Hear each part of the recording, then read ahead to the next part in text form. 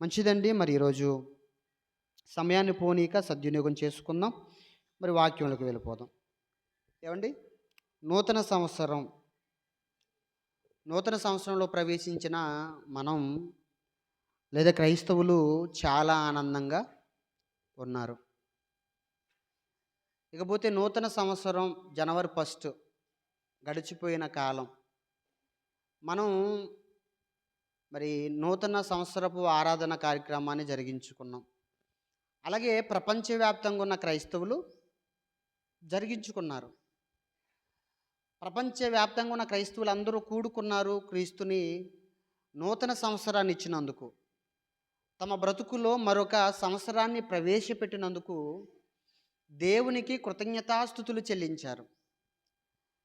అది అలా ఉండిస్తే ఆ నూతన సంవత్సరం 1 తారీఖు ఆరాధనలో క్రైస్తవ సమాజం అంతా కూడా ఏం తీసుకున్నారు? వాగ్దానాలు తీసుకున్నారు. ప్రతి ఒక్కరూ ప్రతి సంఘములో వాగ్దానాలు తీసుకున్నారు. మరి మాకెందుకు ఇవ్వలేదండి అని ఆలోచించారు ఎప్పుడైనా? నూతన సంవత్సరం మొదటి నెల మొదటి రోజు ప్రతి సంఘములో వాగ్దానాలు అనేవి పంచుతున్నారు కదా, వాగ్దానాలు అనేవి తీసుకుంటున్నారు కదా. మరి అదేంటి మా రమేష్ గారు మాకు వాగ్దానాలు ఏమీ ఇవ్వలేదు అని ఒకరు ఆలోచించలేదా? ఎవరు ఆలోచించలేదా? క్రైస్తవ సమాజంలో అందరూ కూడా వాగ్దానాలు తీసుకున్నారు. అసలు వాగ్దానాల వెనక వాస్తవం ఎంత ఆలోచించాలండి. మంచి విలువైన మాటలు ఈరోజు మీరు అనబోతున్నారు. ఈరోజు పాఠం ఏంటి అని అంటే, వాగ్దానాలు తీసుకొనుట వాక్యానుసారమా? ఏది నిజమైన వాగ్దానం? ఈరోజు మనం నేర్చుకునే పాఠం వాగ్దానాలు తీసుకొనుట వాక్యానుసారమా? అసలు ఏది నిజమైన వాగ్దానము? క్రైస్తవ సమాజం అంతా కూడా వాగ్దానాలు తీసుకుంటుంది. ఏ ఉద్దేశంతో వాగ్దానాలు తీసుకుంటున్నారు? చాలా ఆనందంతో ఉత్సాహంతో వాగ్దానాలు తీసుకుంటారు. ఏ ఉద్దేశంతో తీసుకుంటున్నారంటే వాళ్ళు, ఈరోజు నేను తీసుకోబోయే వాగ్దానం, ఈ సంవత్సరం అంతా దేవుడు నాకు ఇవ్వబోతున్న వాగ్దానం, నా జీవితంలో దేవుడు ఏదైతే నెరవేర్చబోతున్నాడో అది ముందుగా వాగ్దానంగా దేవుడు నాకు ఇస్తున్నాడు అని నమ్మి ప్రతి క్రైస్తవుడు ఏం చేస్తాడు? వాగ్దానాలు తీసుకుంటాడు. అలా తీసుకున్న వాగ్దానం ఎప్పటి వరకు వర్తిస్తుంది?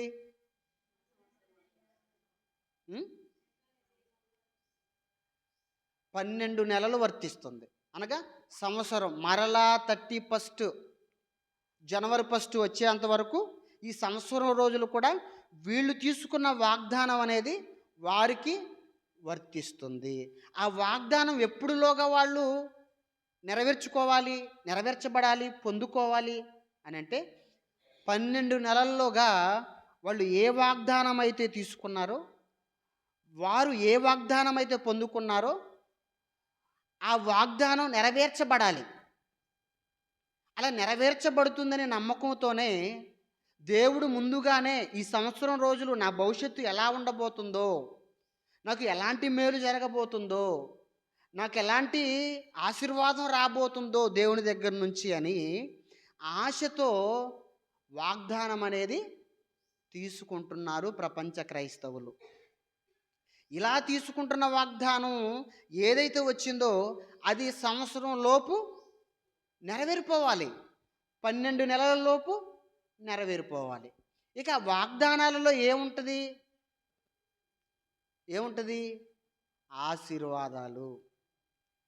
ప్రతి వాగ్దానంలో కూడా బైబిల్లో నుండి అక్కడక్కడ కొన్ని అనుకూలమైన వచనాలు, అక్కడక్కడ కొన్ని అనుకూలమైన వాక్యాలు కట్ చేసుకొని ఏమండి ఈ క్రిస్టియన్ బుక్ స్టాల్ ఎవరైతే నడిపిస్తున్నారో వాళ్ళు ప్రింట్ చేసి ప్రతి సంఘానికి అమ్ముతుంటారు.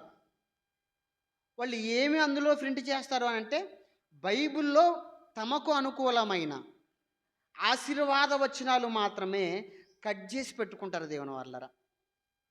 కట్ చేసి పెట్టుకుంటారు. ఉదాహరణకి ఏమండి, వాగ్దానం అనగానే అధ్యాయం మొత్తం రాయరు. అధ్యాయంలో ఎక్కడో ఒక మూల తీసుకుంటారు, చిన్న ముక్క కట్ చేసుకొని వాగ్దానం మీద వేసుకొని వాగ్దానాలుగా తీసుకుంటారు. ఇప్పుడు ఉదాహరణకి ఈ సంవత్సరం మన మధ్యలో ఉన్న శివ ఒక వాగ్దానం తీసుకున్నాడు అనుకోండి. మనం తీసుకోలేదు మందిరంలో, సరే మీరు అనుకోండి కాసేపు. ఎందుకంటే ప్రపంచ క్రైస్తవులందరూ వాగ్దానాలు తీసుకుంటున్నారు కదా. ఇప్పుడు మన మధ్యలో ఉన్న యువకుడు, పెళ్లి కాని వాడు ఏమండి, శివ వాగ్దానం తీసుకున్నాడు అనుకుందాం. ఆయనకి ఏ వాగ్దానం వచ్చింది? ఆదికాండము 28వ అధ్యాయం. ఆదికాండము 28వ అధ్యాయము 14 వచనం దేవుని వాళ్ళారా. ఆదికాండము 28వ అధ్యాయం 14 వచనం. శివాకు వచ్చిన వాగ్దానం అనుకోండి. ఆదికాండము 28వ అధ్యాయము 14 వచనం. ఈ సంవత్సరం దేవుడు శివాకి వాగ్దానం చేస్తున్నాడు. వాగ్దానం వచ్చింది. ఆ వాగ్దానంలో ఏముందో చూద్దాం. నీ సంతానము భూమి మీద లెక్కకు ఇసుక రేణువుల వలె అగును. చాలు, అంతే ఉంటుందండి వాగ్దానం, అంతవరకే ఉంటుంది. ఇప్పుడు శివాకి ఏమని వాగ్దానం వచ్చింది? నీ సంతానము భూమి మీద లెక్కకు ఇసుక రేణువుల వలె నగును అని వాగ్దానం వచ్చింది. ఇప్పుడు ఈ వాగ్దానం ఎప్పటిలోకి నెరవేరాలి? ఏమండి, శివాకు వచ్చిన ఈ వాగ్దానం ఎప్పటిలోకి నెరవేరాలి? సంవత్సరం లోపు, 12 నెలల లోపు నెరవేరాలి. ఇప్పుడు శివాకి పెళ్ళే కాలేదు, ఈ సంవత్సరం అయిద్దన్నా గ్యారంటీ లేదు. ఒకవేళ అయినా పెళ్ళి అవ్వడానికి కొంత టైం పడితే, ఈ వాగ్దానం శివాకు వచ్చింది కదా, ఈ వాగ్దానం నెరవేరాలంటే ముందు ఏం జరగాలి? శివాకి పెళ్ళి అవ్వాలి, పెళ్ళి జరగాలి, పిల్ల దొరకాలి. పిల్ల దొరికి పెళ్ళి చేసుకునేసరికి ఈ సంవత్సరం లోపు జరిగిద్దా లేదనేది, ఒకవేళ జరిగిందనుకోండి ఏమండి, పిల్లలు కావాలి. ఒక స్త్రీ గర్భంతుంటే ఎన్ని నెలలు పిల్లవాడు పుట్టడానికి? 9 నెలలు. 9 నెలలు. 9 నెలలకి ఎంతమంది పిల్లలు పుడతారు? ఇసుక రేణువులు అంత పిల్లలు పుడతారా? ఇసుక రేణువులు, సముద్రంలో ఉన్న ఇసుక రేణువులు పుట్టగలరా? ఏమండి, పిల్లోడో పుడతారు. మహా అయితే కవల పిల్లలు పుడతారు. సరే, ఇంకా మహా అయితే ఏమండి 3 పుట్టారు అనుకుందాం. మరి ఇసుక రేణువుల వాగ్దానం ఎప్పటికి నెరవేరాలి చెప్పండి? 3 పిల్లలు పుట్టే లోపల ఏమండి దగ్గర 6 సంవత్సరాలు, 7 సంవత్సరాలు, 10 సంవత్సరాలు వెంటనే పిల్లలు పుట్టినా పడుతుంది కదా. మరి వాగ్దానం అనేది ఎప్పటి వరకు తీసుకున్నాం మనం? 12 నెలలే కదా. మరలా ఏమండి 2020 ఏమండి జనవరి 1 రోజున మరలా ఏం చేస్తారు? మరలా ఒక వాగ్దానం తీసుకుంటారు. అప్పుడు నీ సంతానమును భూమి మీద లెక్కకు ఇసుక రేణువుల వలె చేస్తాను అన్న మాట నెరవేరుతుందా నెరవేరట్లేదా చెప్పండి? నెరవేరుతుందా? ఇసుక రేణువులు అంటే మాటలా చెప్పండి? సముద్రపు ఇసుక రేణువులు లెక్క పెట్టగలరా? మీ దగ్గర ఉన్న ఒక గుప్పిడి ఇసుకను తీసుకొని లెక్క పెట్టండి రేణువులు. మీకు కనిపిస్తున్న మీ ఇంటి ముందున్న ఇసుకలో ఒక గుప్పుడు ఇసుక రేణువులు తీసుకొని లెక్క పెట్టండి. లెక్క పెట్టగలమా? గుప్పుడు ఇసుక రేణువులు మీరు లెక్క పెట్టగలరా? ఒక లెక్క పెడితే ఎన్ని అయి ఉండొచ్చు ఇసుక రేణువులు? ఏమండి, సరే గుప్పుడే కనుక కనీసం ఒక 30,000 40,000 తగ్గదండి. 30,000 40,000 తగ్గదు. సరే, గుప్పుడు ఇసుక రేణువులంతా అయినా వాగ్దానం నెరవేరుతుందంటే ఏమండి 30,000 40,000 సాధ్యమా అండి పిల్లలు కనడం? సాధ్యమే చెప్పండి? ఒక స్త్రీ 2 3 తప్ప ఎక్కువ కనలేదు. సరే, కనీసం ఒక 10 మందిని కన్ననుకోండి, కనగలదా? మరి 10,000 ఇసుక రేణువులు లేదా 30,000 ఇసుక రేణువులు అంటే ఏమండి, శివ భార్య ఉంటుందా పోద్దా? కనగలదండి అసలు? సాధ్యపడుతుంది అసలు? మరి ఇప్పుడు ఈ వచ్చిన వాగ్దానం అనేది, శివాకు వచ్చిన వాగ్దానం అనేది నెరవేరిందా నెరవేరలేదా? నెరవేరలేదు. నెరవేరదు. నెరవేరదండి. ఇసుక రేణువులు అంటే మాటల గుప్పుడు ఇసుక రేణువులే 30,000 40,000 ఉంటాయి. సరే 10,000 వేసుకున్న 10 మందిని కంటేనే చచ్చిపోతారు ఆడోళ్ళు. 10,000 మందిని ఎక్కడికి అనగలరండి? అంటే ఈ వాగ్దానం అనేది శివాకు వచ్చింది, అది నెరవేరిందా తన జీవితంలోనంటే అది నెరవేరదు, ఎప్పటికీ నెరవేరదు. ఇసుక రేణువులు, సముద్రపు ఇసుక రేణువులు సాధ్యపడదు. అంటే ఇప్పుడు వాగ్దానము దేవుడే ఇచ్చాడని తీసుకుంటున్నారు కదా, మరి ఇచ్చిన వాగ్దానము దేవుడు నెరవేర్చలేదు అంటే దేవుడు అబద్ధికుడా? దేవుడు అబద్ధికుడా? మరి అబద్ధికుడుగానే కనపడుతున్నాడు కదా. వాగ్దానం అయితే ఏమని వచ్చింది? నువ్వు వాగ్దానం ఎందుకు తీసుకుంటున్నారు క్రైస్తవులందరూ? ఈ వాగ్దానము దేవుడు నా జీవితంలో నెరవేరుస్తాడనే ఉద్దేశంతోనే కదా తీసుకుంటున్నది. దేవుడు వాగ్దానం ఇచ్చాడంటే మాట ఇచ్చాడనే కదా తీసుకుంటున్నది. మరి మాట ఇచ్చిన దేవుడు తప్పుతాడా? ఆలోచించండి. అంటే ఈ మాటను బట్టి దేవుడు అబద్ధికుడుగా కనిపిస్తున్నాడా? దేవుడు అబద్ధికుడా? కాదండి. దేవుడు అబద్ధికుడు కాదు. అసలు ఆ సందర్భం ఎవరి గురించి చెప్పాడు? ఎవరు మాట్లాడారు? ఎవరితో మాట్లాడారు? ఎప్పుడు మాట్లాడారు? అది అసలు శివాకు వచ్చిన వాగ్దానమే కాదు, శివ గురించి మాట్లాడిన వాగ్దానమే కాదు. ఎవరి గురించి? అబ్రహాము గురించి దేవుడు మాట్లాడాడు.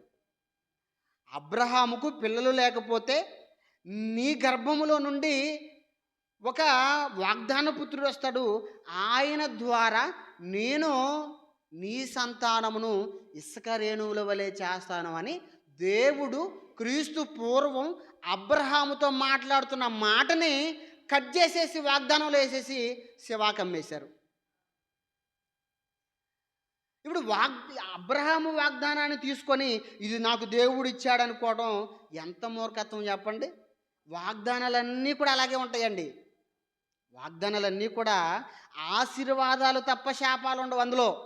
ఏం బైబిల్లో ఆశీర్వాదాలు తప్ప శాపాలు లేవా? దేవుడు శపించిన మాటలు ఉన్నాయి, దేవుడు ప్రేమ చూపించిన ప్రేమతో మాట్లాడిన మాటలు ఉన్నాయి, ఆశీర్వదించిన మాటలు కూడా ఉన్నాయి. మరి వాగ్దానంలో ఎందుకు శాపాలు ఉండవు? ఆలోచించారా? వాగ్దానంలో ఎందుకు శాపాలు ఉండవండి? ఎప్పుడైనా ఆలోచించారా? నీ రాకపోకల యందు యెహోవా నీకు తోడుగా ఉండును, స్త్రీలలో నువ్వు ఆశీర్వదింపబడుదువు, నీ గృహములో నీవు ఆశీర్వదింపబడుదువు, నీ పొలంలో నీవు ఆశీర్వదింపబడుదువు, నీ పట్టణంలో నువ్వు ఆశీర్వదింపబడుదువు. ఎంతవరకు ఆశీర్వాదాలే ఉంటాయే తప్ప వాగ్దానాలలో శాపాలు అనేవి ఉండవు. ఒకవేళ ఆ శాపాలు రాశారనుకోండి, ఒక్కడ తీసుకోడు. స్త్రీలలో నీవు ఆశీర్వదింపబడిన దానవు అని ఎవరి గురించి చెప్పాడు దేవుడు?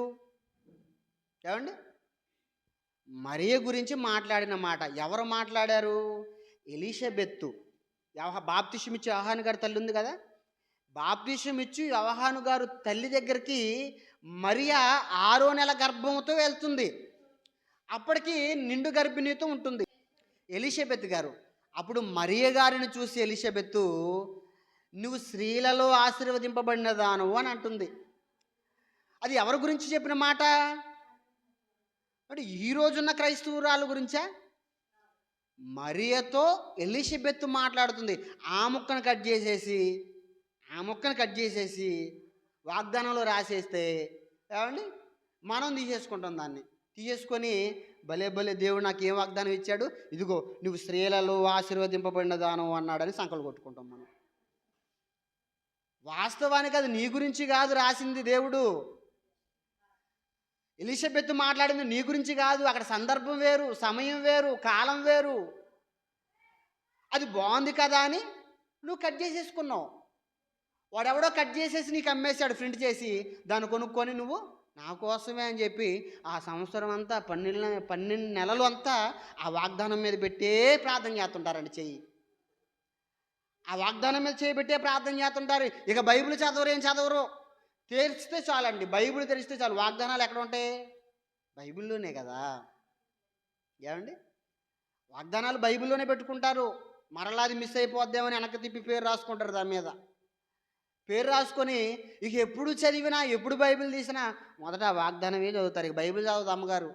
ఎందుకంటే దేవుడు సంవత్సరానికి సరిపోను వాగ్దానం ఇచ్చేశారు కదా. ఏమని? స్త్రీలలో నీవు ఆశీర్వదింపబడుదువు. ఇక దేవుడు నాకు గొప్ప వాగ్దానం ఇచ్చేశాడు కాబట్టి ఇక నేను బైబిల్ చదవాల్సిన అవసరం లేదని చెప్పి ఇక అదే పట్టుకొని వేలాడుతుంటారు. అదే మరియతో కూడా దేవుడు ఇంకొక వాగ్దానం చేశాడు. ఏమని? నువ్వు కన్యకవై గర్భమును ధరించి కుమారుని కందువు అని చెప్పాడు. ఆమెకును కూడా కట్ చేసి వాగ్దానంలో వేసేశారు. ఏమండి, పెళ్ళి కానీ ఒక 13 ఏళ్ళ 15 ఏళ్ళ బాలికకి అది వచ్చిందండి. ఏమని? ఎక్కడుంది ఆ మాట? చూడండి, ఎక్కడుంది ఆ మాట? ఏమండి, ఎక్కడుందో చూడండి. మత్తయి సువార్త 1వ అధ్యాయం 22వ వచనం. పెళ్ళి కానీ ఒక స్త్రీకి ఈ వాగ్దానం వచ్చిందండి. అనుకోండి కాసేపు. మత్తయి సువార్త 1వ అధ్యాయము 22వ వచనం. ఇదిగో కన్యక గర్భవతి అయి నీవు కుమారుని కందువు అని వచ్చింది. ఎవరికి వచ్చింది? పెళ్ళి కానీ 15 ఏళ్ళ 14 ఏళ్ళ అమ్మాయికి ఇది వచ్చింది. నీవు కన్యకవై కుమారుని కందువు అని అమ్మాయికి ఏమొచ్చింది? వాగ్దానం వచ్చింది అనుకోండి. ఇప్పుడు ఈ వాగ్దానం ఆమె జీవితంలో నెరవేరుతుందా? ఈ వాగ్దానం ఆమె జీవితంలో నెరవేరుతుందా? నెరవేరే అవకాశం ఉందా? ఎలా ఉంటుందండి? పెళ్ళి కాకుండా పిల్లలు ఎలా పడతారు చెప్పండి? కన్యకులు ఎలా గర్భం ధరిస్తారు? వివాహం కాకుండా, పెళ్ళి కాకుండా, పురుషుడు లేకుండా, భర్త లేకుండా పెళ్ళి కాని ఒక స్త్రీ ఎలా పిల్లలను కనగలదు? మరి ఈ వాగ్దానము 12 నెలల్లోగా జరిగిపోవాలి. మరలా వాగ్దానం అంటే 12 నెలలకి కదా తీసుకునేది. ఈ 12 నెలలలోగా ఈ వాగ్దానం జరిగితేనే దేవుడు అబద్ధికుడు కాదు. జరగకపోతే ఏం చేస్తున్నాడు దేవుడు ఏమవుతున్నాడు? ఎలా జరిగిద్దండి అసలు? కన్యక ఎలా కనగలదు చెప్పండి? నువ్వేమన్నా మరియమ్మవా? అది మరియమ్మ గారి గురించి చెప్పిన మాట. అది మరియమ్మ గారి గురించి రాయించిన మాట. కట్ చేసేసి ఏమంటే బుక్ స్టాల్ ఏం చేశాడు? ప్రింట్ చేసి ఆ రేడియన్ స్టిక్కర్ మీద అంటించేసి నీకు ఇచ్చేశాడు. అది ఎలా నెరవేరుతుంది చెప్పండి? ఎలా నెరవేరుతుందండి? అది మరియమ్మ గారి విషయంలో యేసుక్రీస్తు లోకరక్షకుడు ఈ లోకానికి రాకముందు కన్యకైన మరియ గురించి దేవుడిస్తున్న వాగ్దానం అది కేవలం మరియమ్మ గారికి మాత్రమే వర్తించిద్ది. వాడెవడో ప్రింట్ చేసి నీకు అమ్మేశాడని చెప్పి, నేను తీసుకున్నా కనుక నాకు వచ్చిందని చెప్పి నేను ఇక పెళ్లి చేసుకోను, కన్యకగానే పిల్లల్ని కంటానంటే అంతకంటే అవివేకం ఉంటుందా చెప్పండి? అంటే ఎంత పిచ్చిలో ఉన్నారో ఒకసారి మీరు ఆలోచించాలి. వాగ్దానం రమేష్ గారు ఎందుకు ఇవ్వలేదంటే ఇందుకే ఇవ్వలేదు. అర్థమైందండి? అవి మనకు వర్తించేవి కాదండి. అవి వాగ్దానాలు అబ్రహాం గారికి చేసిన వాగ్దానం, ఇసుక రేణువుల వాగ్దానం.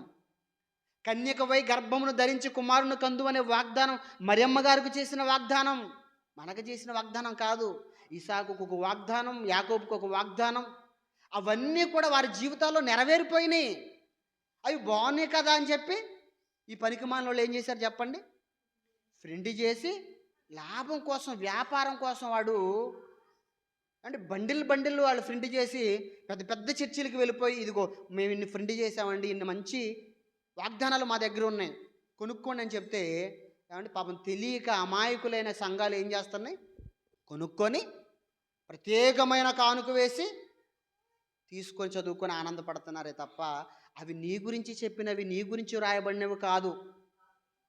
దేవుడు నోవాహుకు కూడా ఒక వాగ్దానం చేశాడు. ఏమని? ఇదిగో నేను భయంకరమైన జలప్రళయాన్ని రప్పించబోతున్నా, నువ్వు నీ కోసం, నీ ఇంటి వారి కోసం వాడని సిద్ధం చేసుకొని వాడలో ప్రవేశించు అని అన్నాడు. ఇప్పుడు వాగ్దానంలో వాడు ఏం చేశాడు?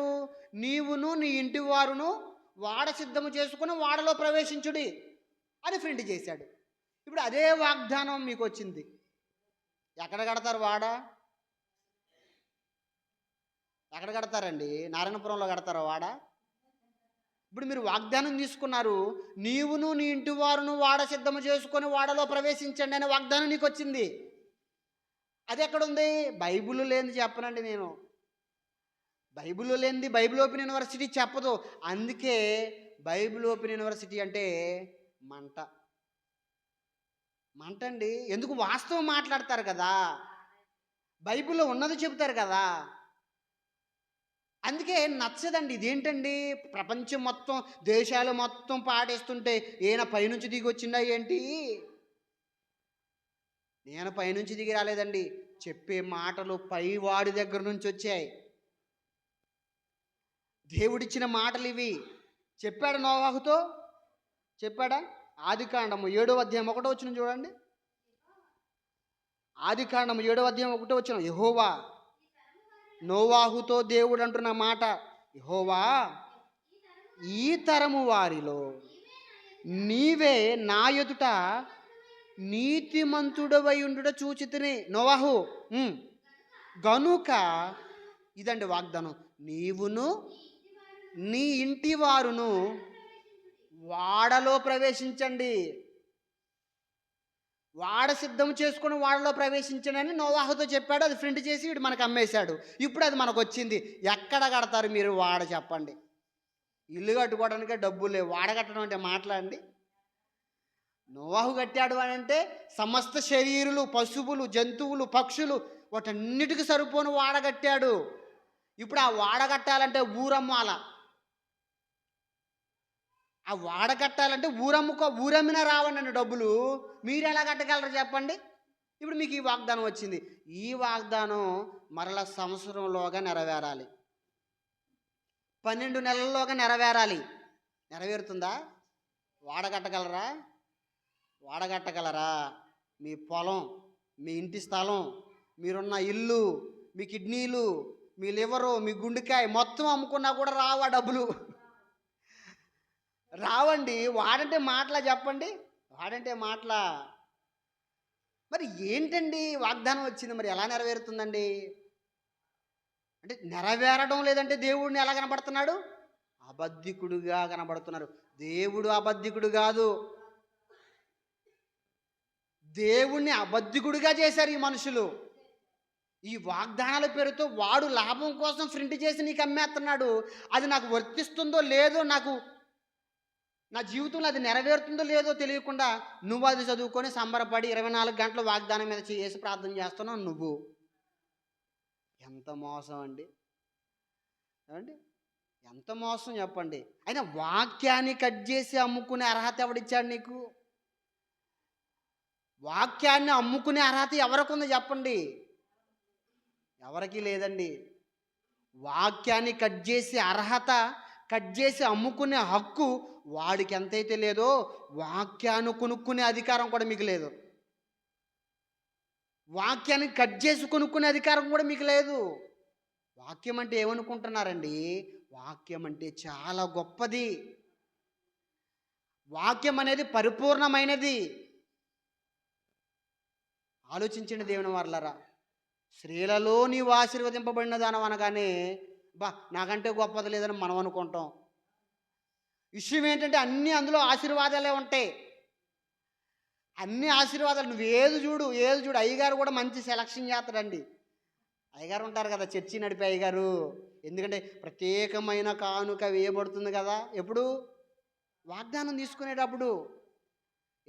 డబ్బు లేకుండా వాగ్దానం తీసుకోకూడదా? అది దేవుడు ప్రపంచ మనుషులందరి కోసం ఇచ్చాడు కదా 66 పుస్తకాలు వాక్యాన్ని. దేవుడు ఏమన్నా డబ్బులకి అమ్మాడా మీకు? డబ్బుల కోసం ఇచ్చాడు 66 పుస్తకాలని. ఇందులో ఎంతో మహాజ్ఞానం ఉంది. దేవుని మాటలు, దేవుని వాక్యం దేవుడు నీకు ఉచితంగా అనుగ్రహించాడు కదా. ఏం ఉచితంగా తీసుకోకూడదా వాగ్దానం? అమ్మో, ఎలా తీసుకుంటాం? ఎలా తీసుకుంటామండి? ప్రత్యేకమైన కానుక. అందుకే ప్రత్యేకమైన వాగ్దానాలు మన కోసం సిద్ధం చేస్తారు అయ్యగారు. అందులో అన్ని ఆశీర్వాదాలు ఉంటాయి. ఒక్కడ కూడా శాపం ఉండదండి. బైబిల్లో శాపాలు లేవా? బైబిల్లో దేవుని కోపం లేదా? దేవుని ప్రేమ లేదా? అర్థమవుతున్నాయి నా మాటలు?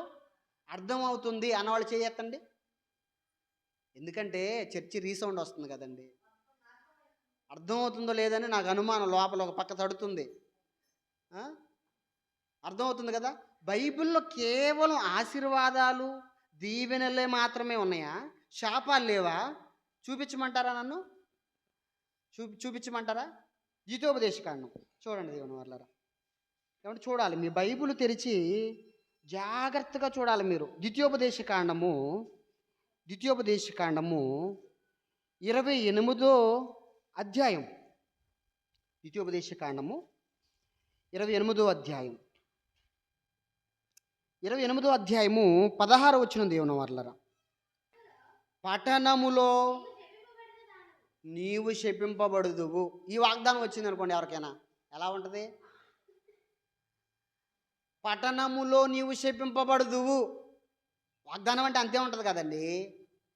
ఏమండి, 2 అంగుళాలు పేపర్ మీద 6 అంగుళాలు 2 అడుగులు వెడల్పు, 2 అంగుళాలు వెడల్పు, అంతే కదా. ఇప్పుడు ఆ వాగ్దానంలో ఇటువంటి రాయాలి. ఇవెందుకు రాయరు? ఏమనుంది ఇక్కడ? నీవు పట్టణములో శపింపబడుదువు. నెంబర్ 1. నెంబర్ 2 చదవండి. పొలములో నీవు శపింపబడుదువు. ఏంటివి? ఆశీర్వాదాలు కాదు. వాగ్దానాల్లో మనం అచ్చం ఆశీర్వాదాలు చూస్తాం, కానీ దేవుడు శాపాలు కూడా ఇచ్చాడు. తన మాటకు లోబడని, తన మాట వినని, తన ఆజ్ఞకు లోబడని వారికి దేవుడు శాపాలు కూడా ఇచ్చాడు. ఏమంటున్నాడు? నీవు పట్టణములో శపింపబడుదువు, నీవు పొలములో కూడా శపింపబడుదువు. నీ గంపయు నీ పిండి పిసుకు తొట్టియు శపింపబడును. నీ గర్భఫలం, నీ భూపంట, నీ ఆవులు, నీ గొర్రెలు, నీ మేకమందలు శపింపబడును. ఇవన్నీ వాగ్దానాలు రాసినాయి అనుకోండి, వాగ్దానాలు తీసుకుంటారా? వాగ్దానాలు తీసుకుంటారా? ఇవి కూడా బైబిల్లో మాటలే కదా, దేవుడు రాసి ఇచ్చిన మాటలే కదా. మరి ఇవెందుకు పెట్టవు అంటే, నీకు అనుకూలమైనవి, నీకు నచ్చినవి మాత్రం కట్ చేసేస్తావా? కట్ చేసి ప్రింట్ చేసేస్తావా? ఎంత అమాయకులండి క్రైస్తవులు. ఆలోచించండి, ఎంత అమాయకులు. దేవుడే వాగ్దానంగా 66 పుస్తకాలను దేవుడు మన చేతిలోకి 66 పుస్తకాలు కలిగిన మహాజ్ఞాన గ్రంథాన్ని మన చేతికి ఇస్తే, అందులో ఏదో చిలక పలుకులు కట్ చేసుకొని నాదే నాదే నాదే అనుకుంటే, నాదే అనుకునే హక్కు నీకు ఎవడిచ్చాడు? నాదే అనుకునే హక్కు నీకు ఎవడిచ్చాడు? అసలు వాగ్దానం అంటే ఏంటో తెలియదు దేవుని వారలరా. ఏమండి, వాగ్దానం అంటే ఏంటో తెలియదండి. అసలు ఏది నిజమైన వాగ్దానం? ఈ వాగ్దానాల వెనక ఉన్న వాస్తవం మీరు విన్నారు. అందులో ఏముండవు? శాపాలుండవు, ఆశీర్వాదాలే ఉంటాయి. అవి ఎవరికి సంబంధించిన ఆశీర్వాదాలు? క్రీస్తు పూర్వం అబ్రహాముకి, క్రీస్తు పూర్వం నోవాహుకి, క్రీస్తు పూర్వం ఇస్సాకుకి, క్రీస్తు పూర్వం యాకోబుకి. నీకు కాదా? నీకు కాదు, నీకు కాదు. ఒక ముక్క కట్ చేసుకొని నాకు అనుకొని నువ్వు భ్రమపడుతున్నావు, కానీ దేవుడు వాస్తవానికి నీ కోసం రాసి ఇచ్చినది కాదు. ఒకవేళ నాదని నువ్వు అనుకున్నా నీ జీవితంలో అది నెరవేరటం లేదు కనుక నువ్వు ఏం చేస్తున్నావంటే దేవుణ్ణి అబద్ధికునిగా చేస్తున్నావు. దేవుడు అబద్ధికుడా చెప్పండి? దేవుడు మాటిచ్చి తప్పేవాడా చెప్పండి? దేవుడు మోసగాడా చెప్పండి? దేవుడు మాటిస్తే అది నెరవేరకుండా ఉండదండి. దేవుడు గనక వాగ్దానం చేశాడు అనుకోండి, అది ఖచ్చితంగా నెరవేరుతుంది. అబ్రహాముకు నీకు గర్భఫలాన్ని ఇస్తాను అన్నాడు. ఇసుక రేణువుల వలె నీ గర్భఫలం అవుతుందని చెప్పాడు. ఇచ్చాడా లేదా అబ్రహాంకి? ఎన్ని సంవత్సరాలకి ఇచ్చాడు? ఎన్ని సంవత్సరాలకి? 100 సంవత్సరాలు వృద్ధాప్యంలో. విశ్వాసం కూడా సన్నగిలిపోవాలండి. అసలు 100 సంవత్సరాలంటే ఏమండి, అసలు ఆశలు ఉంటాయి ఆ పిల్లల మీద? శారా గర్భము ఉడిగిపోయాను అని రాయబడిద్ది. నెలసరి కార్యక్రమాలు కూడా ఆగిపోయినాయి అని రాయబడిద్ది బైబిల్లో. అంటే ఒక వైద్య శాస్త్రాన్ని మనం అడిగితే పిల్లలు పుట్టాలంటే ఎంతకాలం, ఎంతవరకు పుడతారంటే 30 ఏళ్ళ లోపు మాత్రమే పిల్లలు పుట్టే అవకాశం ఉంటుందని చెప్తారండి. 30, 35, 40 లోపేనండి. 30 దాటే అనుకోండి, 35, 40 దాటే అనుకోండి, ఇక పిల్లలు పుట్టే అవకాశం ఉండదు అని చెప్తారు డాక్టర్లు. ఎందుకో తెలుసా? ఎగ్స్ రిలీజ్ అవ్వు, నెలసర్లు జరగవు. ఇక శరీరం అంతా మృతతుల్యం అయిపోతుంటుంది, అంటే ముసలితనానికి చేరుకుంటుంది. కాబట్టి పిల్లలు పుట్టే అవకాశం ఉండదు అని శాస్త్రం, వైద్య శాస్త్రం, డాక్టర్స్ చెబుతున్నారు. ఇప్పుడు అబ్రహాంకి ఎన్ని సంవత్సరాలు? 100. శారాకి 95 సంవత్సరాలలో నుండి ముసలది, అంటే శరీరం కూడా మృతతుల్యం అయిపోయింది. అలాంటి వయసులో దేవుడు ఇచ్చాడు అని అంటే దేవుడు మాట తప్పేవాడా? దేవుడు వాగ్దానం చేశాడు, మాట తప్పాడా? లేదు. నోవాహుకు వాగ్దానం చేశాడు, జలప్రలయాన్ని రప్పిస్తా, వాడ సిద్ధం చేసుకోమని, మాట తప్పాడా? లేదు. అంటే దేవుడు మాట ఇస్తే తప్పననే ఆయన చెబుతున్నాడు. చూడండి ఆ మాట చదవాలి మీరు. 2 కొరింథీయులకు రాసిన పత్రిక 2 కొరింథీ 1వ అధ్యాయం. చాలా జాగ్రత్తగా వినాలి. బైబిల్ చదవగలిగిన వాళ్ళు చాలా జాగ్రత్తగా తెరిచి చూడాలి. 2 కొరింథీ రాసిన పత్రిక 1వ అధ్యాయం 18వ వచనం. దేవుని వారలారా, 1 కొరింథీ రాసిన పత్రిక 1వ అధ్యాయము 18వ వచనం. దేవుడు నమ్మదగిన వాడు గనుక మేము నీకు చెప్పిన వాక్యము, జాగ్రత్తగా వినాలండి, జాగ్రత్తగా వినాలి. ఏమండి? దేవుడు ఎవరట? నమ్మదగినవాడు. దేవుడు నమ్మదగినవాడు గనుక మేము మీకు చెప్పిన వాక్యము అవునను చెప్పి కాదన్నట్టుగా ఉండలేదు. దేవుని వాక్యం ఎలాంటిదట? దేవుని మాట ఎలాంటిదట? దేవుడు ఎలాంటి వాడట? అవునని చెప్పి కాదనేవాడు కాదు.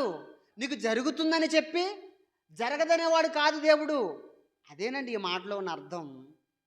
అదే వినాలి, మీరు చాలా జాగ్రత్తగా చూడాలి. దేవుడు నమ్మదగిన వాడు గనుక మేము మీకు చెప్పిన వాక్యము అవును ఇది జరిగిద్ది అని చెప్పి, లేదు ఇది జరగదు అని మాట మార్చదు. లేదు ఇది జరగదని దేవుడు మాట మార్చడండి. అవునని చెప్పి కాదన్నట్టుగా ఉండలేదు. మా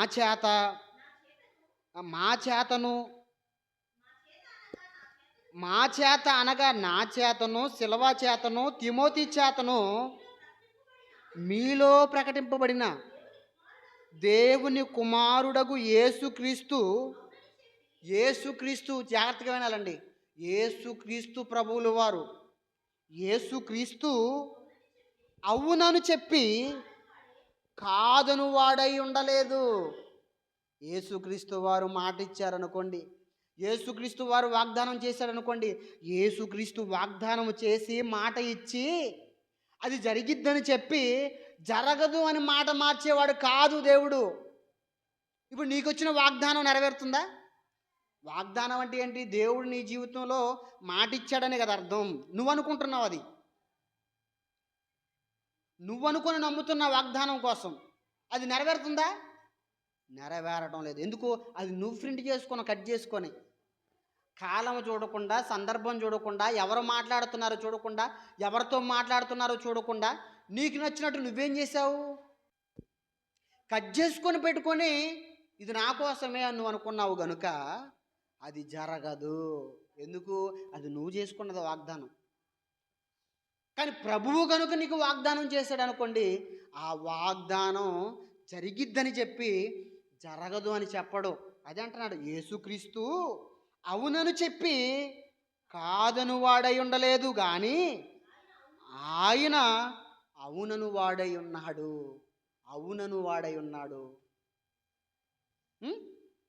ఆలోచించండి దేవుని వారలారా, ఆలోచించండి. అంటే దేవుడు వాగ్దానం చేస్తే ఏం జరిగిద్ది? ఖచ్చితంగా నెరవేరి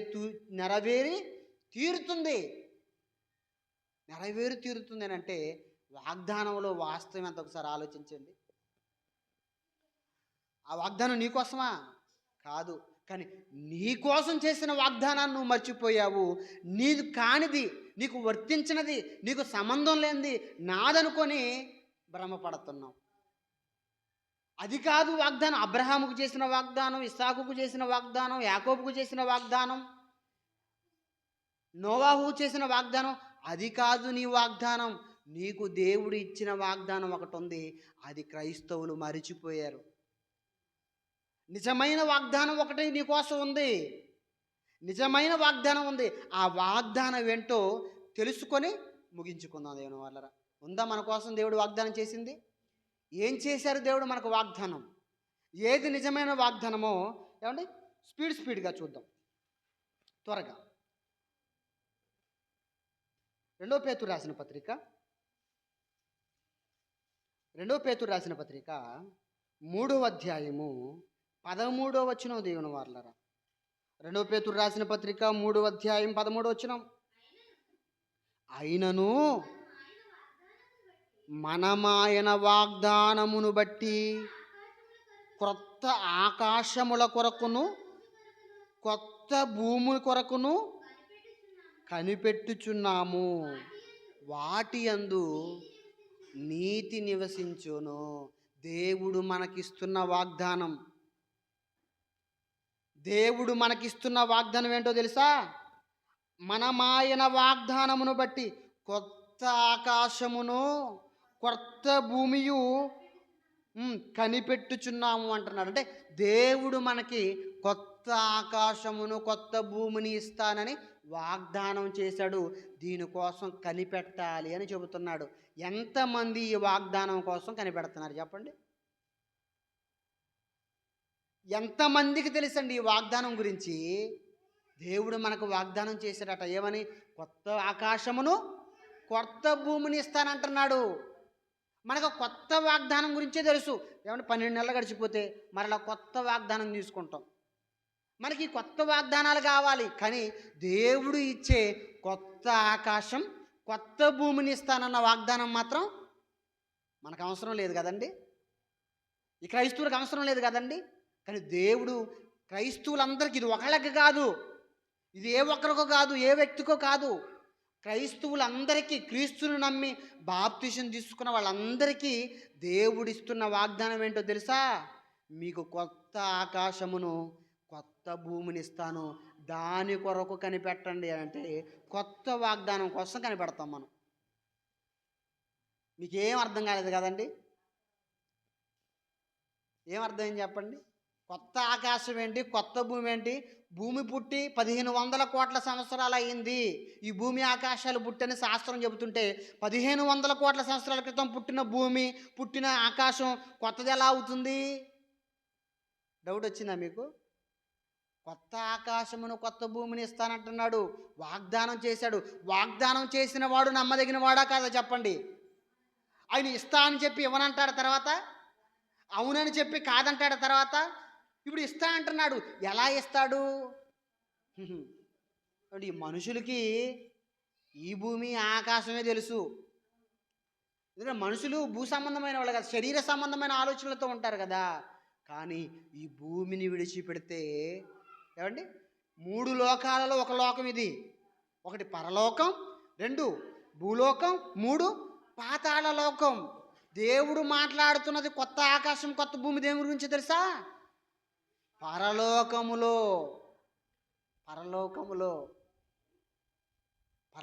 అంటే నీకు పరలోకాన్ని ఇస్తాను, అక్కడ కొత్త ఆకాశము కొత్త భూమి ఉంటుంది అని ఇస్తానని, నీకు పరలోకం ఇస్తానని వాగ్దానం చేశాడు.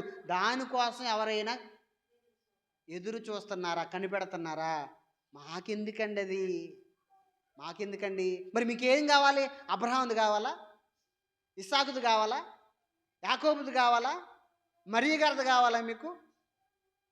నీకోసం, నీకు దేవుడు రాయించిన, నీకోసం చేసిన వాగ్దానాన్ని విడిచిపెట్టి ఎవరో క్రీస్తు పూర్వం ఆల్రెడీ నెరవేరిపోయిన వాగ్దానాలు పట్టుకొని వేలాడుతున్నావంటే క్రైస్తవులకు పరిపక్వత లేదండి. పరిపక్వత అనేది లేదు. జ్ఞానం అనేది, సంపూర్ణమైన జ్ఞానం అనేది లేదు. అనుభవ జ్ఞానం అనేది లేదు. కాబట్టి మనకు చెల్లని, వర్తించని, ఎక్స్పైరీ డేట్ అయిపోయిన దానిని మా కోసమే అనుకుంటున్నారు. మీరు మెడికల్ షాప్కి వెళ్ళి మందులు తీసుకుంటారు. మెడికల్ షాప్కి వెళ్ళి మందులు తీసుకుంటారు. అలా తీసుకున్న మందులు అలా తీసుకున్న మందులు ఏం చూస్తారు ముందు? ఎక్స్పైర్ డేట్, అనగా ఎంతకాలం పనిచేస్తుందో చూస్తారు. ఎప్పుడు తయారు చేయబడిందో చూస్తారు, ఎప్పటి వరకు పనిచేస్తుందో కూడా చూస్తారు. దాని ఎక్స్పైర్ డేట్. రూ. 10 మాత్ర కొనుక్కుంటేనే, ట్యాబ్లెట్ కొనుక్కుంటేనే అది ఎప్పుడు వచ్చింది, ఎప్పుడు వరకు పనిచేస్తుందో చూస్తావే. మరి ఎక్స్పైర్ డేట్ అయిపోయిన వాగ్దానాలు పట్టుకొని ఎలా ఆడుతున్నారేంటండి క్రైస్తవులు? అది ఎప్పుడో క్రీస్తు పూర్వం, క్రీస్తు పుట్టక ముందు నెరవేరిపోయిన వాగ్దానాలు కదా అవి. ఎక్స్పైర్ డేట్ అయిపోయినాయి అండి అవి. ఎవరైనా పాత 500 నోటు ఇస్తే తీసుకుంటావా నువ్వు? పాత 500 నోటు కళ్ళు భూతద్దం పెట్టుకొని చూస్తారు కదండి. భూతద్దం పెట్టుకొని ఏంటి, గాంధీ గారి బొమ్మ కట్టుకుందా లేదా, అద్దాలు కట్టుకునే లేదా, కర్ర చేతులు కట్టుకుందా లేదా, అంక రివర్స్లో ఉందా, భూతద్దంలో పెట్టి చూస్తామే మనం 500 నోటు. పాతి ఇస్తే తీసుకుంటారా మీరు? లేదు. ఎందుకు? ఎక్స్పైర్ డేట్ అయిపోయినాయి అవి. మార్చేసింది ప్రభుత్వం వాటిని. ఏమండి, అది ఇప్పుడు చెల్లదు.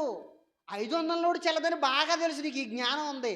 మరి నీకు వర్తించిన దానిని తీసుకొని ఎలా వర్తించిద్ది అనుకుంటున్నావు, ఎలా చెల్లిద్ది అనుకుంటున్నావు? నీకు వర్తించే వాగ్దానం ఏంటో తెలుసా? ఇది. ఏం చెప్పాడు దేవుడు? మరలా చదవండి. అయినను మనమాయన దేవుడు వాగ్దానం చేస్తున్నాడు. చూడండి, మీకు ఇస్తున్నాడు వాగ్దానం. ఇది ఏ ఒక్కరికి ఇచ్చేది కాదు, క్రీస్తుని నమ్ముకున్న క్రైస్తవులందరికీ వర్తించే వాగ్దానం ఇది. ఏమంటున్నాడు? అయినను మనమాయన వాగ్దానమును బట్టి కొత్త ఆకాశము కొరకును కొత్త భూమి కొరకును కనిపెట్టుచున్నామంటే, క్రైస్తవులందరూ కనిపెట్టాల్సింది దేవుడిచ్చిన ఈ వాగ్దానం కోసం, అనగా కొత్త ఆకాశమును కొత్త భూమి పొందుకునే వాగ్దానం, వాటిని పొందుకోవడం కోసమే మనము కనిపెట్టాలి. మనం కనిపెట్టాలండి. మనం కనిపెట్టాలి దేవుని వర్లరా. ఇంకో మాట ఏమంటున్నాడు చూడండి, యాకోబు రాసిన పత్రిక 2వ అధ్యాయం. అక్కడ ఒక వాగ్దానం చేస్తున్నాడు. యాకోబు రాసిన పత్రిక 2వ అధ్యాయము 5వ వచనం దేవుని వర్లరా. 5వ వచనం, నా ప్రియ సహోదరులారా ఆలకించుడి, ఈ లోక విషయములో దరిద్రులైన వారిని విశ్వాసమందు భాగ్యవంతులుగాను, జాగ్రత్తగా వినాలి. దేవుడు మనకిచ్చిన నిజమైన వాగ్దానం. ఏది నిజమైన వాగ్దానం అని మీరు టైటిల్ విన్నారు కదా. ఏది నిజము కానిదో మనకు వర్తించినదో విన్నారు. ఇప్పుడు ఏది నిజమైన వాగ్దానమో మీరు వింటున్నారు. ఏది మనకు వర్తించేదో వింటున్నారు. ఏది దేవుడు ఇప్పుడు మనకిచ్చిన వాగ్దానం వింటున్నారు. చదవండి. దేవుడు తనను ప్రేమించు వారికి ఇస్తున్న వాగ్దానం ఏంటి అంటే, ఆ వాగ్దానం అమ్మా, తన్ను ప్రేమించు వారికి తాను వాగ్దానము చేసిన రాజ్యమునకు వారసులుగాను ఉండుటకు దేవుడు ఏర్పరచుకొనలేదా? అంటే దేవుడు వాగ్దానం చేశాడు, నీకు ఒక రాజ్యాన్ని ఇస్తానని. దేవుడు వాగ్దానం చేశాడు, నీకు ఒక రాజ్యాన్ని ఇస్తానని. ఆ వాగ్దానం కోసం నువ్వేం చేయాలో తెలుసా? కనిపెట్టాలి. ఇది అందరికి వర్తించే వాగ్దానం, నీకు వర్తించే దేవుడు నీకిచ్చిన నిజమైన వాగ్దానం ఏంటది? దేవుడు నీకు రాజ్యముని ఇస్తానన్నాడు. ఇస్తానని మాట ఇచ్చాడు. ఇచ్చిన దేవుడు మాట తప్పేవాడు కాదు, అవునని కాదనేవాడు కాదు దేవుడు. ఇలాంటి వాగ్దానం కోసం మీరు కనిపెడతారా? వద్దండి, మాకు అబ్రహాం కావాలి, మాకు యాకోబు కావాలి, మాకు మరియమ్మ గారిది కావాలి మాకు.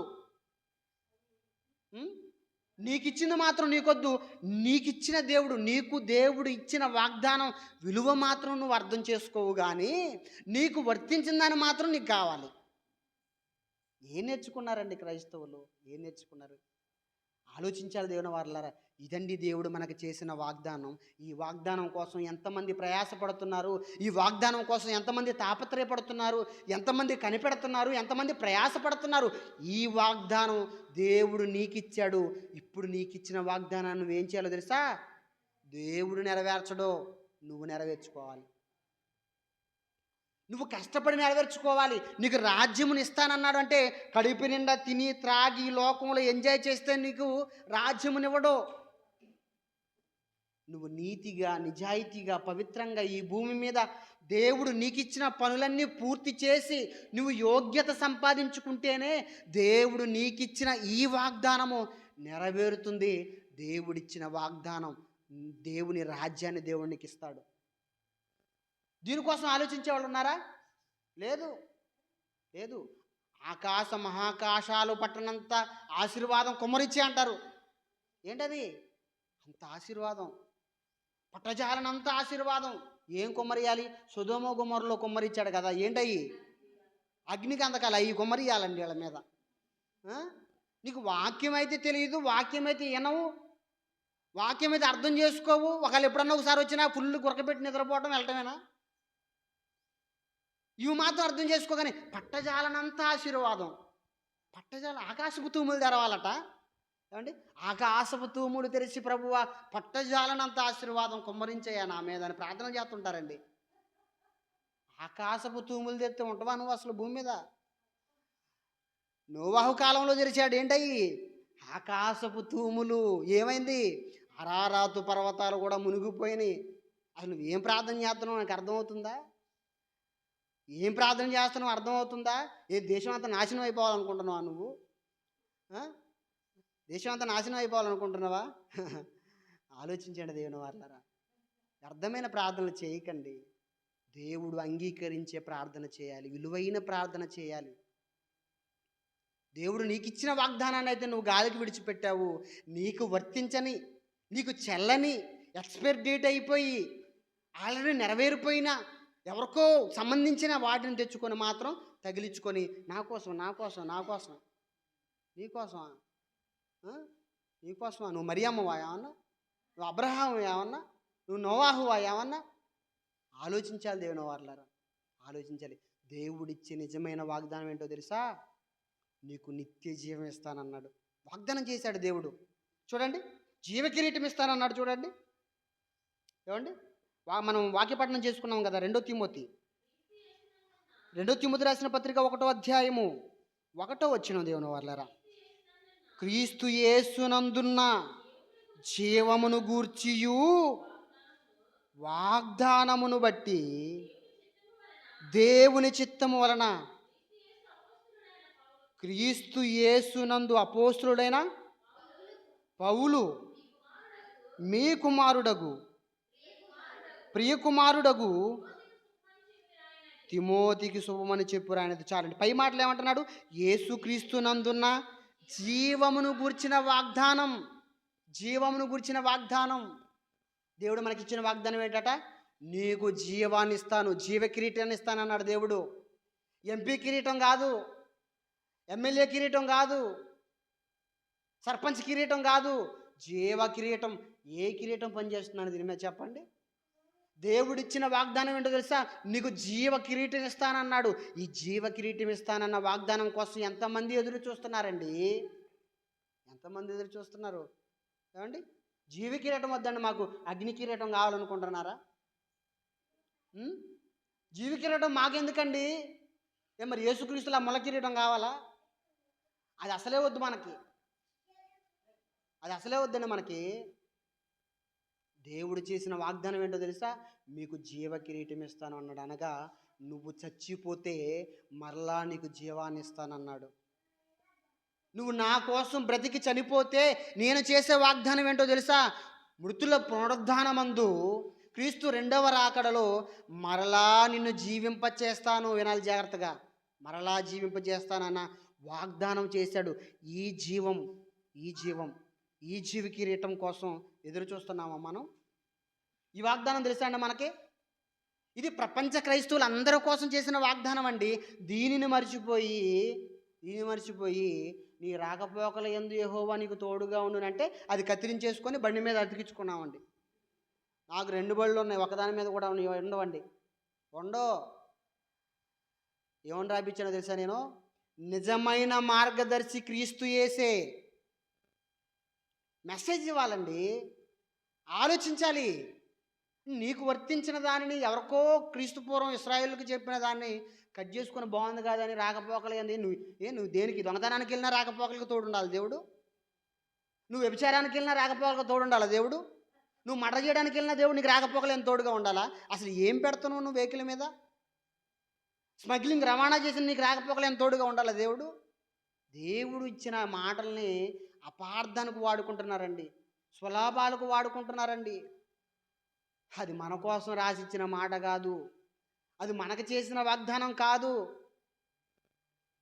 దేవుడిచ్చిన వాగ్దానం ఇది, నువ్వు నా కోసం బ్రతికితే నీకు నిత్య జీవాన్ని ఇస్తాను, జీవ కిరీటాన్ని ఇస్తాను, దీనికోసం ప్రయాసపడవయ్యా. ఇది నిజమైన వాగ్దానం. దీన్ని వదిలేసి ఏమంటే ఏవో వాగ్దానాలు పట్టుకొని తిరుగుతారేంటండి? అసలు బైబిల్ అర్థమైందండి క్రైస్తవులకి? బైబిల్ అర్థమైందా అండి? బైబిల్ అర్థమైందా దేవుని వారు? హెబ్రీలు రాసిన పత్రిక చివరి మాట, హెబ్రీలు రాసిన పత్రిక 10వ అధ్యాయం, హెబ్రీలు రాసిన పత్రిక 10వ అధ్యాయము, హెబ్రీలు రాసిన పత్రిక 10వ అధ్యాయము 36వ వచనం దేవుని వారలారా, 36వ వచనం. మీరు దేవుని చిత్తమును నెరవేర్చిన వారై, మీరు దేవుని చిత్తమును నెరవేర్చిన వారై వాగ్దానము పొందు నిమిత్తము మీకు ఓర్పు అవసరమై ఉన్నది. చాలండి. మీరు వాగ్దానం పొందుకోవాలంటే మీకు ఏం కావాలో తెలుసా? ఓర్పు. వాగ్దానము, దేవుడిచ్చిన ఈ వాగ్దానం, జీవ కిరీటాన్ని ఇస్తాను, నిత్య జీవాన్ని ఇస్తాను, కొత్త ఆకాశాన్ని, కొత్త భూమిని ఇస్తాను, పరలోక రాజ్యాన్ని ఇస్తాను అని ఈ వాగ్దానాలు నీ జీవితంలో నెరవేరాలి అంటే, నెరవేర్చబడాలి అని అంటే నీకేం కావాలో తెలుసా? ఓర్పు. అదే అంటున్నాడండి దేవుడు, అదే అంటున్నాడు. ఏమంటున్నాడు? మీరు దేవుని చిత్తమును నెరవేర్చిన వారై వాగ్దానము పొందు నిమిత్తము ఓరిమి అవసరమైనది. ఓర్పు, సహనము, పట్టుదల, కృషి, కసి కావాలి నీకు. కృషి కావాలి నీకు, పట్టుదల కావాలి.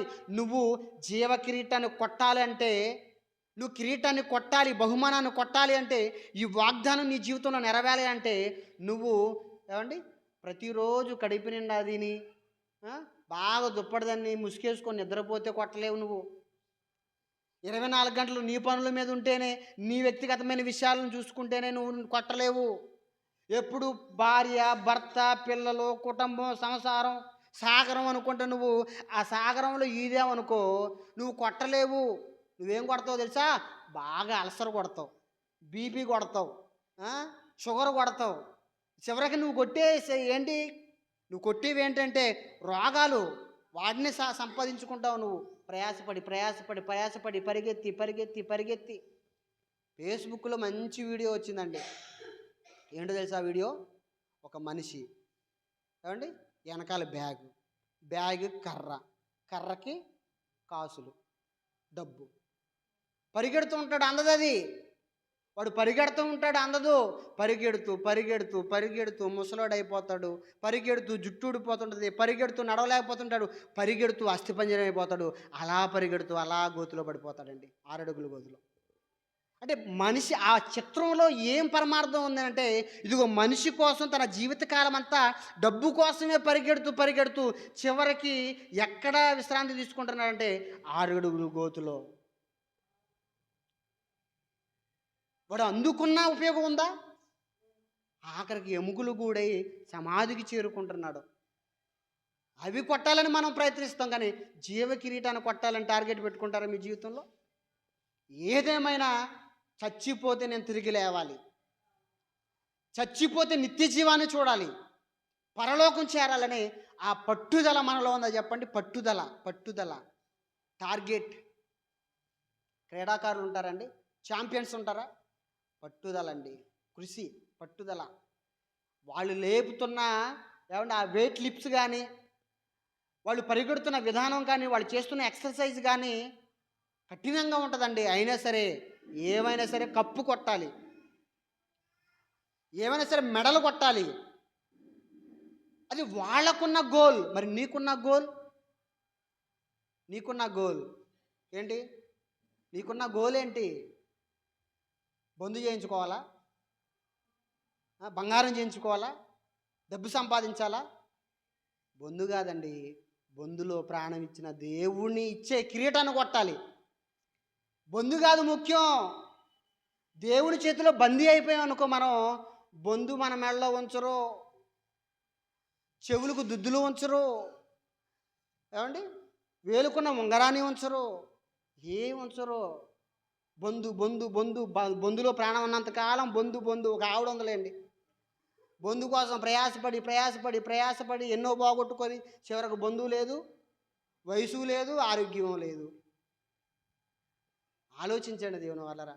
బొందు కాదండి ముఖ్యం, బొందులో ప్రాణం ఇచ్చిన దేవుడిచ్చే వాగ్దానం గొప్పది, వాక్యం గొప్పది, పరలోకం గొప్పది. దానికోసం ప్రయాసపడండి. చచ్చిపోతే కూతుర్లు ఒక పక్క లాగుతారు. ఏంటది? చేతులకు ఉంగరం ఉందనుకోండి, సైలెంట్గా దగ్గర కూర్చొని ఏమండి మీదబడి ఆడటం బాగా అలవాటు కదండి. మీదబడి ఇక ఆ చేతులు పట్టుకున్న ఆ ఏలుకున్న ఉంగరాన్ని అలాగే లాగేస్తుంది కూతురు. అందుకే కూతురు కూడా మంచి తెలివిగా ఏం చెప్తారో తెలిసిన బతుకున్నప్పుడు, అమ్మా వయసు అయిపోతే నిన్ను తమ్ముళ్ళు చూస్తారా, అన్నయ్య చూస్తాడా, బొందు చేయించుకో. ఎందుకు? నీ బొందులో ప్రాణం పోయాక బొందు నాదే కదా. ఆడపిల్లలకే కదండి. తల్లికి బంగారం ఉంటే ఏమంటారు? ఆడపిల్లలు తీసుకుంటారు కదా. అంటే ఇది పోకముందే ఆమె ప్లానింగ్ ఏంటి? నువ్వు పోయాక ఎలాగో, నీ బొందులో ప్రాణం పోయాక ఎలాగో నీ బొందు నాదే. మరి నీ బొందులో ప్రాణం ఎంతకాలం ఉంటుంది? ఎవరో ఉండరు. అందుకే జ్ఞాని అయిన సొలొమోను ఏం చెప్పాడండి? తరము వెంబడి తరము గతించిపోతున్నది, తరము వెంబడి తరము గతించిపోతున్నది, వ్యర్థము వ్యర్థము సమస్తము వ్యర్థమే. ఒక మనిషి గాలికి ప్రయాసపడుతున్నాడు, వాడి ప్రయాస మాత్రం మొత్తం వ్యర్థమే అన్నాడండి. చివరికి ఏంటంటే నిలిచేది? సూర్యుడు, ఆకాశము, భూమి మాత్రమే నిలుస్తుంది. మనుషులందరూ తరం వెంబడి తరం గతించిపోతుంది అన్నాడు. కాబట్టి దేవుని వాళ్ళారా ఆలోచించండి. వాగ్దానాలు వాక్యానుసారమా? వాగ్దానాలు వాక్యానుసారమా? ఈ నూతన సంవత్సరం క్రైస్తవులు తీసుకుంటున్న వాగ్దానం వాక్యానుసారం అంటే అది వాక్యానుసారము కాదు. ఏది నిజమైన వాగ్దానం? దేవుడు నీకు నిత్యరాజ్యాన్ని ఇస్తానన్నాడు, పరలోకాన్ని ఇస్తానన్నాడు, జీవకిరీటాన్ని ఇస్తానన్నాడు, నువ్వు చచ్చిపోతే తిరిగి లేపుతానన్నాడు. దీనికోసం మీరు ప్రయాసపడాలే తప్ప ఎవడో పనికిమాలిన వాడు లాభం కోసం, ఆదాయం కోసం, వ్యాపారం కోసం బైబిల్లో ఉన్న మొక్కలు కట్ చేసుకొని ప్రింట్ చేసి అమ్మేస్తే అది చూసి కళ్ళ పండగ చేసుకోకండి. క్రైస్తవం అలాగే చేసుకుంటుంది. ఈ మాటలు కనుక ఏ పాస్టర్ గారు అని విన్నారనుకోండి, ఎట్లుంటుంది చెప్పండి నాకు? ఏమండి ఎట్లుంటుందండి? పాడిగట్టాడు నన్ను, పాడిగట్టాడా? సత్యాన్ని చెప్పాలండి. సత్యము కోసం పలకని నోరెందుకు చెప్పండి? నిజాన్ని నిర్భయంగా చెప్పలేని ఈ బ్రతుకెందుకు చెప్పండి? బ్రతుకు తెరువు కోసం కాదు కదా బైబిల్ పట్టుకునేది. నేను కూడా ఒక 50 కార్డులు తెప్పించేస్తే మీరు కూడా విలువైన కానుకేసి తీసుకుంటారుగా, తీసుకోరా? ఏమండి సరే ఎక్కువ కాకపోయినా కనీసం 100, 50 ఏమండి 20, 30 వేస్తారా? వద్దండి. దేవుడు చెప్పింది, దేవుడు చెప్పనిది చేసి దేవుని పనికి ఖర్చు పెట్టకూడదు. తీసుకొని నిజాయితీగా దేవుని పని అని గ్రహించి ఇది దేవుని పనికి ఉపయోగపడుతుందని నిస్వార్థంతో పక్షపాతం లేకుండా దేవుని కోసం ఇచ్చే త్యాగం ఉంటుంది చూశారు, అది దేవుని లెక్కలో ఉంటుంది. ఏదో బైబిల్లో లేనిది, మనకు వర్తించినది మనం చేయకూడనిది ప్రపంచమంతా చేస్తుంది కదా అని నేను కూడా 50 కార్డులు తెచ్చిపెట్టి మీరిచ్చే డబ్బులతో ఏ ఫ్యాన్ కొంటే అది ఉపయోగం లేదు, ఉపయోగం లేదు. దేవుని వాళ్ళరా, మీరు మీ సంఘములో ఉన్న అవసరతను గుర్తెరిగి ఇది ఈరోజు అన్నమ్మ గారు ఫ్యాన్ తీసుకొచ్చారు, మన తమ్ముడు పెద్దోడు పద్మ 2 ఫ్యాన్లు తీసుకొచ్చారు. వాళ్ళంతటికి వాళ్ళు హృదయపూర్వకంగా దేవుని కోసం ఇవ్వాలి. ఇదిగో మందిరంలో ఫ్యాన్ లేదు, ఇదిగో మందిరంలో డోర్ లేదు, చర్చిలో వనరులు లేవు, కావలసినవి లేవు, అది మనది, దేవుని పని అని గ్రహించి మీరు హృదయపూర్వకంగా ఇస్తే అది దేవుని లెక్కలో ఉంటుంది తప్ప ఏమండి బైబిల్లో లేనివి మనకు వర్తించినవి తప్పుగా చెప్పి, తప్పుడు మాటలు చెప్పి మీ దగ్గర ఏదో ఆశించటం అది చాలా తప్పు. దేవుడు కూడా అంగీకరించడు. కాబట్టి దేవుని వాళ్ళరా, వాగ్దానాలు వాక్యానుసారమా, ఏది నిజమైన వాగ్దానమో మీరు విన్నారు. ఏమండి, అబ్రహాముకు వర్తించేది, ఇస్సాకుకు సంబంధించింది, వాళ్ళకి సంబంధించిన వాగ్దానాలు మనకు కాదు, మనకు వర్తించవు. మరి మనకు వచ్చి వర్తించేవి ఏంటి? కొత్త నిబంధనలో ఏంటి వర్తించేవి? ఏంటండి వర్తించే వాగ్దానాలు? కొత్త ఆకాశమును కొత్త భూమిని ఇస్తానన్నాడు, నిత్య జీవాన్ని ఇస్తానన్నాడు, రాజ్యాన్ని ఇస్తానన్నాడు. ఉం? ఈ వాగ్దానాల కోసం మీరు ప్రయాసపడాలి. ఈ వాగ్దానం కోసం, ఈ వాగ్దానాలు మీ జీవితంలో నెరవేరడం కోసం కష్టపడాలి, ప్రయాసపడాలి. అలా ప్రయాసపడతారు, కష్టపడతారని ఆశిస్తూ చిన్న ప్రార్థన చేసుకొని